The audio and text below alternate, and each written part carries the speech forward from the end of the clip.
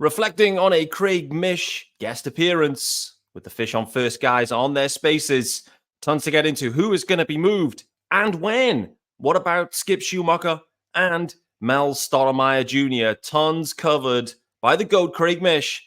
Reflecting on all of that on today's Locked On Marlins.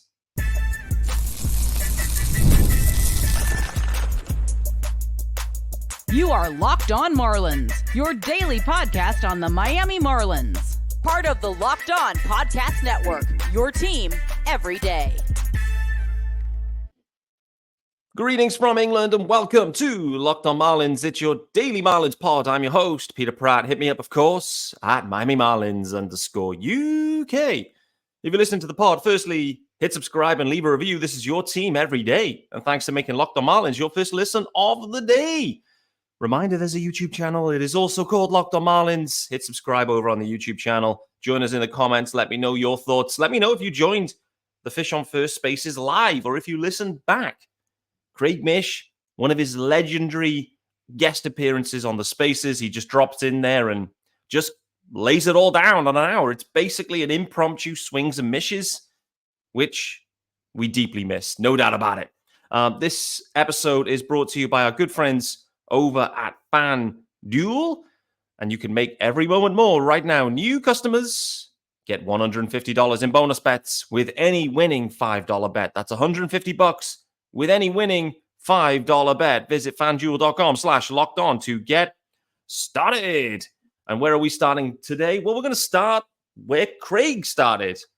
He joined the Spaces, and there's tons to get into. Look at these notes. Look at this information. That as I'm sitting there listening to this, the recap, I didn't listen to it live, but listening to the episode on delay, it's just tons of information just pouring out of Craig Mish. And everyone's asking the questions that's on my mind. And it's great to see Craig taking the time, acknowledging the work that the guys on Fish on First have been doing this year. They're absolutely still on point, even though the season is cooked and the excitement levels are not where they were in 23. Nevertheless, Craig hops on, says, listen, I've got an hour to rock and roll before dinner. I'm recovering from COVID. Hope Craig and the family are doing better now. But it was a great update, I would say. What was proven to us pretty much straight after that is for any people that are out there that maybe doubt Craig Mish, his connections, does he really know anything, etc., etc. It was pretty clear, immediately after that, the Avisail Garcia news broke. Again, Craig has to be careful. He can't just kind of rattle on and just share everything he knows. There's a lot of information he knows, and what he's able to share, he shares. And we absolutely appreciate him for that, no doubt. But he highlighted specifically the Avisail Garcia situation. I think he knew something was coming down the pipe. He couldn't quite announce it, or he maybe wasn't quite certain about when specifically that news would drop. But again, I think when you listen to Craig speak and talk about the Marlins, it comes from a place with a lot of insight. And so when Craig talks, I listen. And I like to deep dive into it and understand, okay, what's being shared? What's the general view here on these guys? And like I said, the questions being asked, not just by Fish on First guys, but equally the listeners that were on, asking all the right questions, no doubt about it. So where we started? Start with Jesus Luzardo. The first question around that was, what's his trade value? Timely coverage after Jesus Luzardo, a career high in earned runs given up yesterday. 9 earned runs for Jesus Luzardo. Absolutely cruising through 3 and then run into some serious challenges. Walks in there, hard hit, you name it. It was disappointing for Jesus Luzardo. But the question around Jesus is, what is his trade value looking like? And is it going to be now in terms of the trade itself or at all? Or are they going to wait to the offseason? There were tons of questions there. I think the main thing that I noted down here, a couple of things that Craig's called out. Multiple times he's discussed and highlighted the fact that the Orioles had put forward Joey Ortiz as the player that was going to be the headliner in the offseason. Craig's also talked about that really the Marlins should have made moves in the offseason. I think Peter Bendix now is regretting some of those decisions. Really, he should have put PR aside and come in and just, executed his plan from day one. That's the learning curve for him there. Hesitation. Obviously, wasn't the right call. Jesus Luzardo then, they had a deal potentially on the table. Joey Ortiz ends up going to the Brewers. The way Craig is talking about this is that maybe the Marlins were looking for a little bit more. And so, Joey Ortiz, I think, was maybe put forward, but I think the Marlins are maybe seeking more than that. I think what Craig is then calling out is Joey Ortiz looks to be a stud. I haven't seen him at all with my own eyes. He looks like he's having a nice season, a nice rookie campaign. So, very interesting there. That's my read of what Craig is sharing there. In terms of Jesus Luzardo specifically, he could be moved at any point.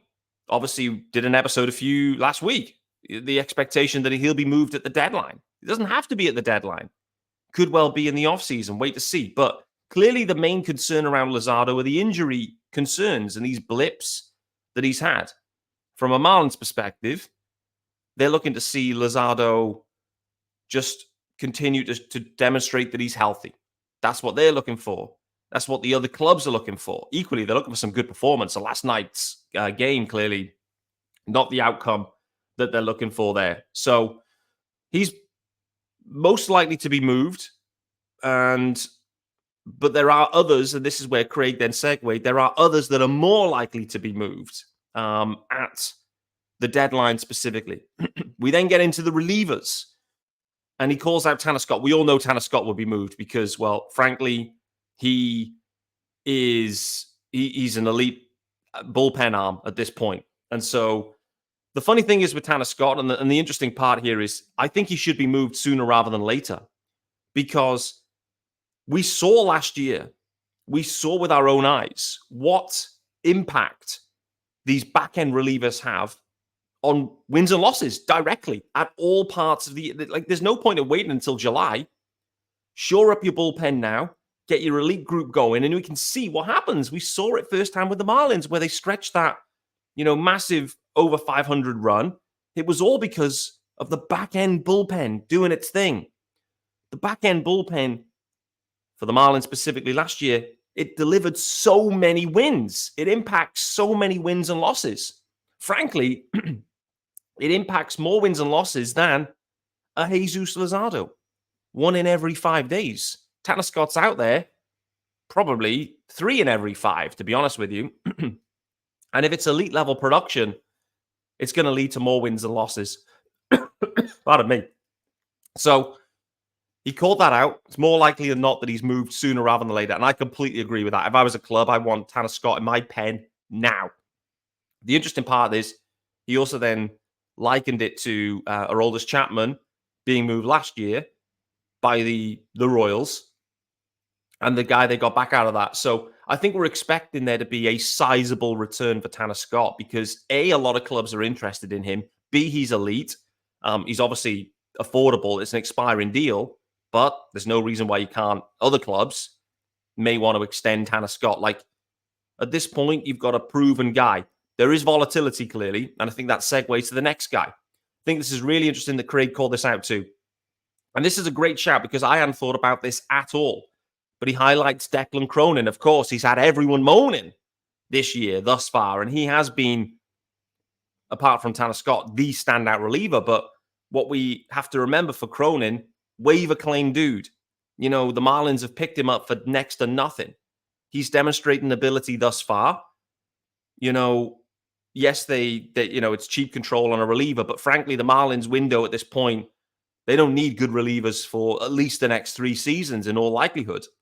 So he called it out. This is the Rays way. You bring a guy in, you develop him, and you move him for something that you like for the future, akin to what the Marlins did with nasty Nick Anderson, if you remember Nick. And so great point made by Craig. Hadn't even thought about Cronin, but absolutely, he should be a guy that teams are interested in. No doubt about it. The question will be will Cronin be able to sustain what he's done with the Marlins organization? All of a sudden you go to a club that's competing, different type of pressure. He's settled in well to Miami. We've seen, though, with guys, different environments, different situations, different results. You can't just drop ship a guy from one situation to the other and expect the same results or the results continue. So from a Marlins perspective, I'm all with Craig on this one. Cronin's in. He was picked up for nothing. He's shown ability. Let's move him and add a piece. The interesting topic then got to, and this links to Luzardo, links to Tanner Scott, links to Declan Cronin, links to other guys they're thinking about, just the type of profile that the Marlins are looking to get in return. And Craig talked about that as well. Let's talk about that as well as tons of other topics regarding Skip, Mel, Sandy, Jazz, Jesus Sanchez. Absolutely tons of stuff covered here from Craig Mish. As always, the GOAT was on fire.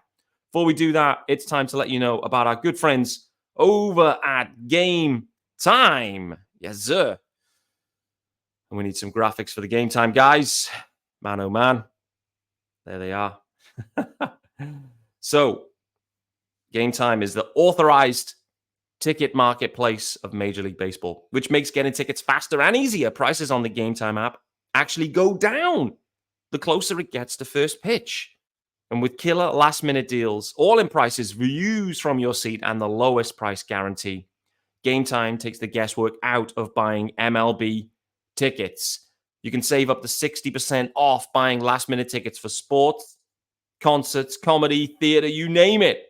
And they can save even more with exclusive in-app deals on select seats ahead of the game or event. The other beautiful thing, they have all-in pricing. You can toggle this feature showing the total upfront cost. No surprise fees at checkout. I hate those surprise fees. Tell me the price. That's exactly what Gametime do. And also, they tell you what to see at your seat, those panoramic views from your seat in the app before you buy, so you know what's cooking. They also have their lowest price guarantee, and Gametime will credit you 110% of the difference if you find the same seat for less. So download the Gametime app today, create an account, and use the code LOCKEDONMLB for $20 off your first purchase. Terms apply. Again, create an account and redeem the code LOCKEDONMLB for $20 off. Download Gametime today. Last minute tickets, lowest price, guaranteed.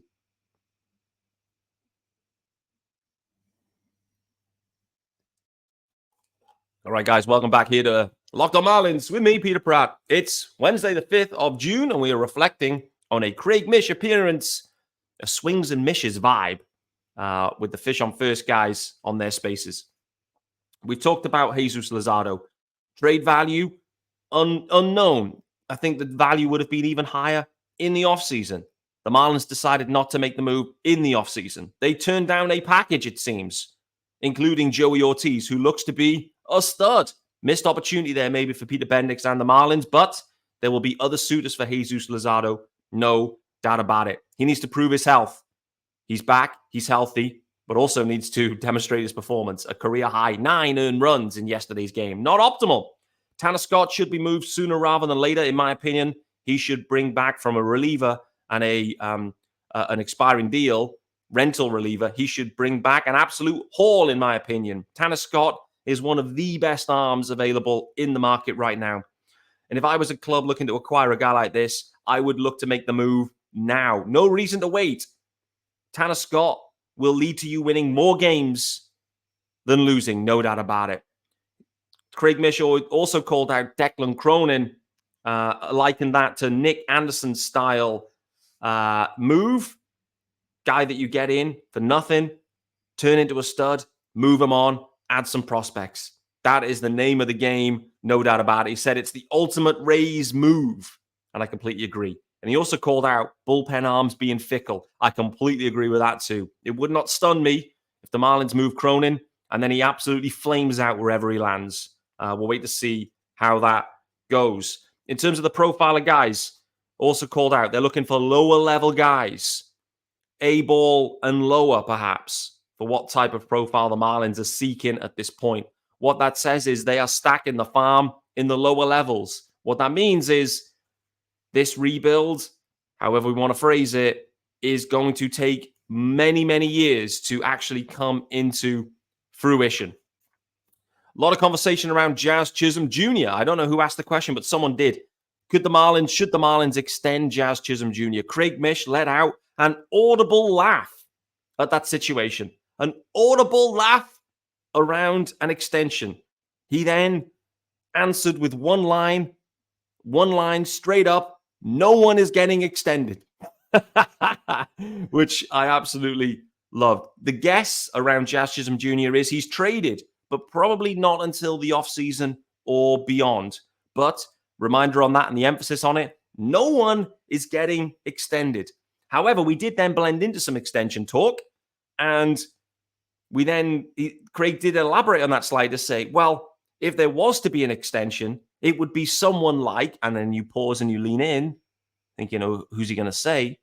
Noble Meyer was the name, primarily because this is the way, right? This is what we're seeing. The modern trend in baseball is where you believe you have an elite level potential MLB player, you lock them up before they even make an appearance. We've seen it before. We're seeing it more and more. The Marlins, I believe, were entertaining that decision, that approach with Yuri Perez. However, then Yuri makes his debut, flashes what he flashes, and all of a sudden his price tag and the cost of that extension goes up. He did then say that Yuri maybe could get extended, but effectively the Rays blueprint will be followed, is what Craig Mish calls out here.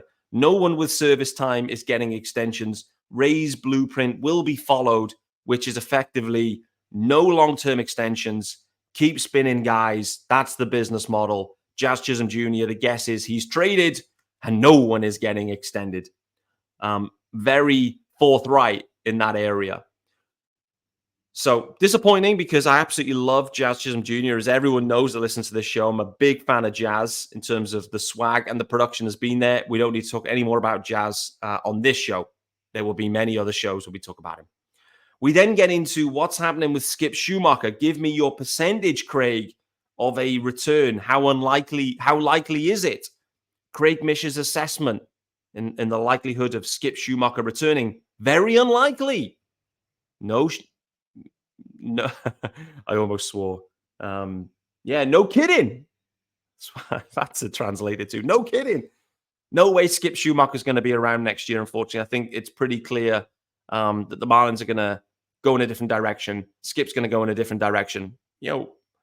What Craig called out is there's only 30 jobs, but already across Major League Baseball, we're starting to hear names around that may be struggling for their jobs in the long term. Other spots are going to open up for Skip Schumaker, no doubt about it. Manager of the year in 2023, absolute stud of a manager. He can land wherever he wants to land, frankly. And so, the likelihood is unlikely.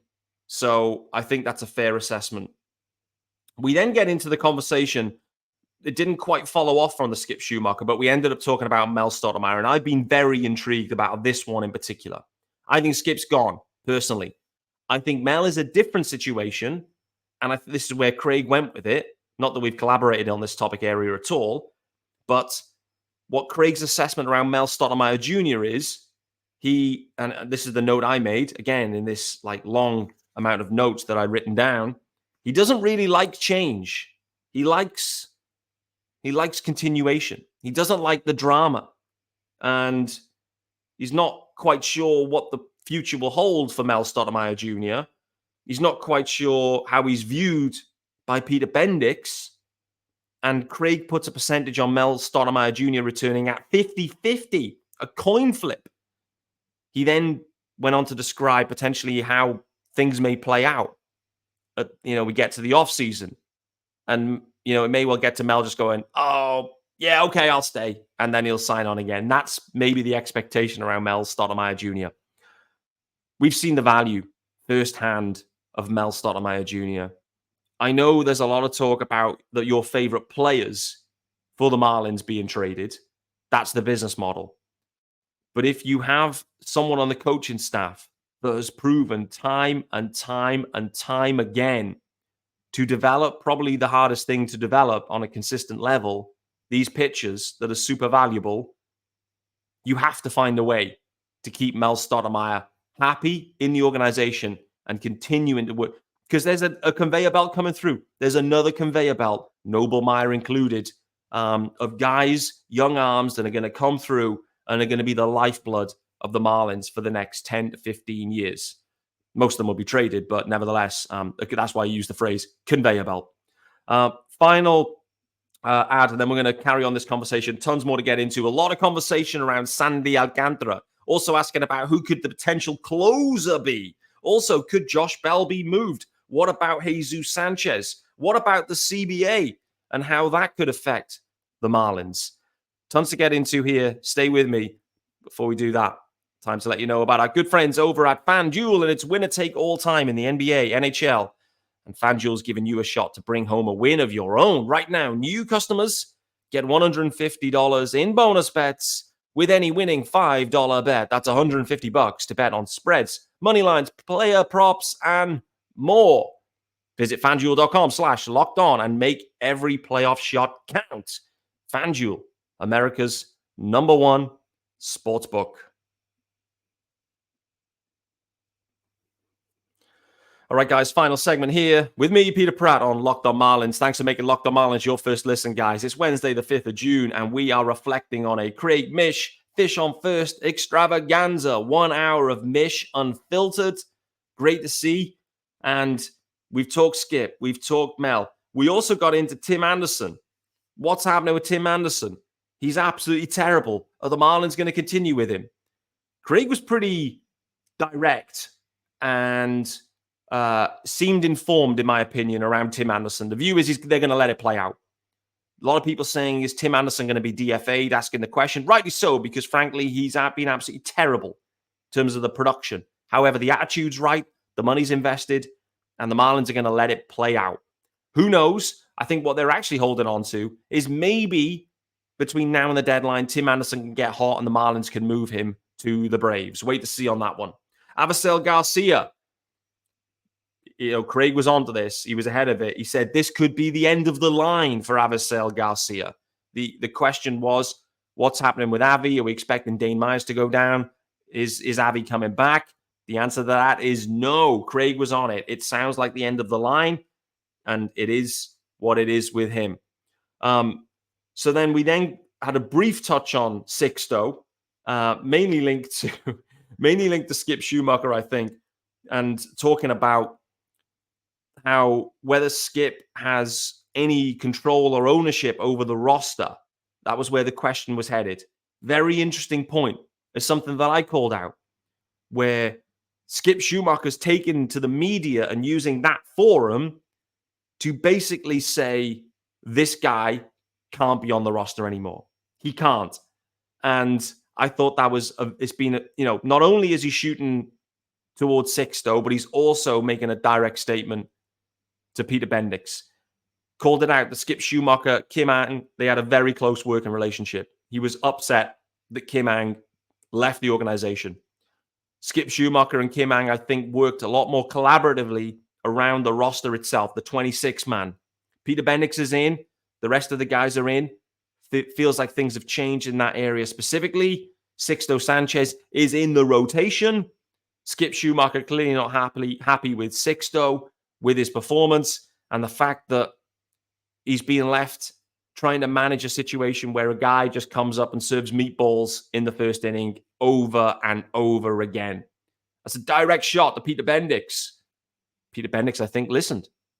Avisail Garcia, DFA'd. I'm still intrigued about the timing, by the way, on that one. I'm going to come back to that another time. Someone then asked about Sandy Alcantara. Great question. The first one, it was at the final part of this. Does Sandy ask for a trade? Great question. Craig called it out. Great question. Paused. Didn't know, but did say, if everyone's gone and it's just Sandy, heading into next year, does the conversation happen? Maybe it does. Maybe it does. But we get into Sandy specifically. The money goes up significantly in 2025. $8 million jump. Craig believes that he is likely traded at some stage, but that won't be before he pitches again, is his gut feel.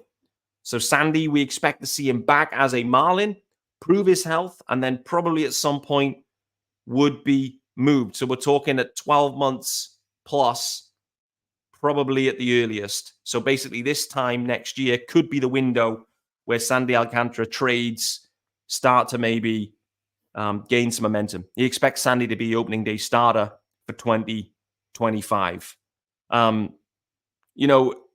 There's a lot around Sandy, and he called it out that he's a huge part of the clubhouse too, which I think we've seen. A huge part of the staff, and called out again that Sandy is just built different. He hopes that he stays. He hopes that he sees this contract through, but in reality, I think the comment there was probably not. He probably not going to see it through, and so we're already we know the model. We know the way that the Rays operate, and we know the model, and the model will be that at some stage, probably in the next 12 to 18, that Sandy Alcantara will be traded, according to Craig Mish.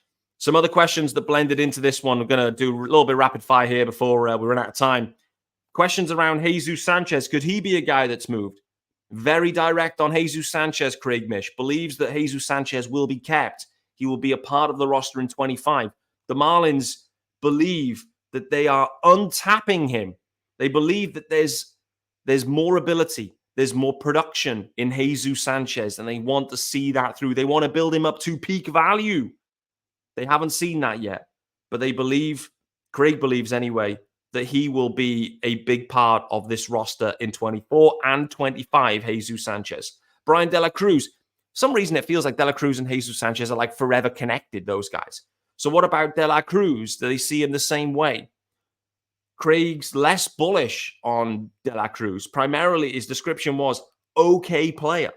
Okay player, no defense, no base running, limited profile. Who's looking for that type of guy? Calls it out. Teoscar Hernandez is probably his ceiling. 30 bombs, 100 RBIs. There probably is that in there. Doesn't feel like he's going to be moved. He also then called out, we're talking about Josh Bell. And Josh Bell probably will get hot. Has got hot. He's got hotter than he started the year for sure. And also the fact that the Marlins have been comfortable spending money to get the prospects back. Big part of it, and that's where it blends into Josh Bell. No one's taking Josh Bell and his money, but if the Marlins pay down the contract like they did with Luis Arias, they will likely be able to get a return that may be meaningful for them. I think the other interesting part here he was talking about was the CBA that's on the horizon, and also the fact of the draft lottery. And the Marlins have basically a 2-year window probably to be really bad. Everyone's thinking about when can the Marlins start to be good again? Will they start, will they get ad free agents for 25? No.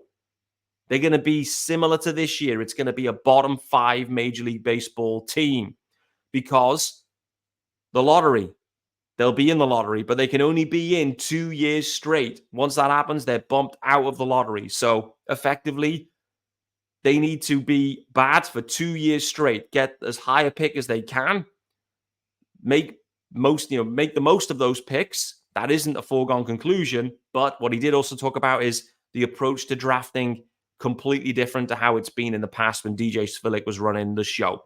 It is very much an analytically driven, man, that was tough to say, analytically driven draft methodology, very different to the way it was with DJ Svihlik. Nevertheless, great call out. That is, there is this anti-tanking thing in there with the CBA. Who knows what the future holds beyond this current CBA? But right now, there is a window. And once you've maxed that window, you then get bumped out of the top 10, irrespective of how good or bad you are. The Marlins have a great chance to get a really high pick this year, considering A, the start, B, the amount of guys that probably will be moved. And thus, there'll be young guys playing later in the year. I think that's the one final other comment is, when do we see the young guys? And that kind of blended to the Tim Anderson discussion.